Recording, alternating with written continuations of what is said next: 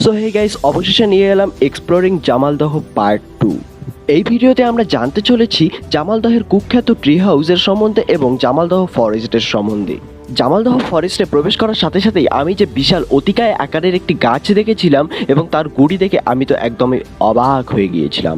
মন্দিরের রাস্তাটা দেখি কত দূর যাচ্ছে। এই রাস্তা ধরেই আমরা বনের ভিতরে প্রবেশ করি, আরও কতটা প্রবেশ করা যায়। যেখানে রাস্তা শেষ সেখানেই আমাদের ডেস্টিনেশন শেষ করব।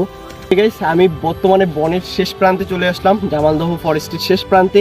আমার সামনেই দাঁড়িয়ে এই জঙ্গলের লাইফ লাইন সুটুঙ্গা নদী। এই ভারী বন্যার মধ্যে এই নদীটাকে কত সুন্দর দেখাচ্ছে দেখতেই পাচ্ছ। আমি ভাবলাম এটা জামের গাছ, ফলটা দেখাচ্ছি জামের গাছ ভেবে এবং ছোট জামের ফল ভেবে আমি ভুল করে এটা খেয়ে ফেলেছি।